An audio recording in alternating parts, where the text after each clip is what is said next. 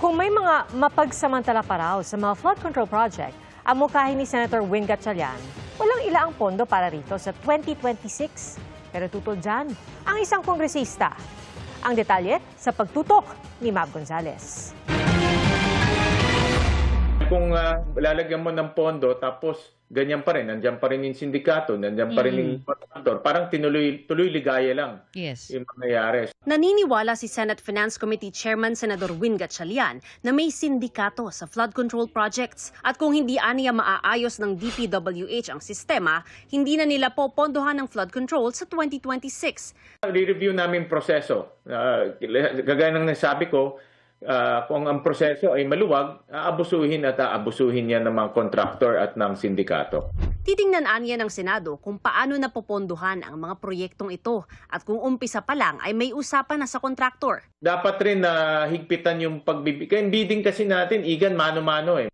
Kailangan gumamit na ng bagong teknolohiya, lahat internet na para wala ng human intervention.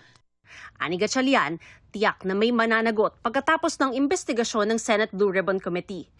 Tutol naman si Bicol Saro Party List Representative Terry Ridon na i-zero ang budget sa flood control sa 2026. Pagka siniro mo yung flood control for next year, edi kawawa ho yung mga nasa mga kailugan. We have to be a bit more reasonable, no, in all of these things. Kasi nga, again, we have to state it clearly. Flood control is something that is fundamental for climate risk communities. Sabi ni Senador Ping Lacson, nakilahok na ang publiko sa pagre-report ng substandard at ghost projects. Ang huling pagsubok, ang kasiguraduhang may mapaparusahan. Sana raw may malaking tao na makasuhan at makulong para wag na pamarisan. Dahil kung wala, mawiwili ang dating gumagawa at mahihikayat ang di dati gumagawa. May isiniwalat naman si Baguio City Mayor Benjamin Magalong tungkol sa mga anyay request at reklamo ng mga kongresista pag nagsimula ang deliberasyon ng national budget sa Kamara noong nasa PNP pa siya. Bigla kami makakatanggap ng message sa taas, sasabihin na puntahan nyo na yung mga congressman at tanongin nyo na kung ano yung mga kagustuhan nila, ano yung mga complaint nila. So, yung mga maayos na congressman, maayos sa mga tanong, maayos sa mga kahilingan. Pero yung mga may kalokohan, ay puro kaya parochial concerns yan. Kaya, yung kumbaga paano ipopromote yung kanilang sariling response. Walang partikular na sinabing request si Magalong. Dagdag ni Magalong na convener din ng Mayors for Good Governance pag budget hearings. Hinihingi lang umano ng mga kongresista ang pansariling interes.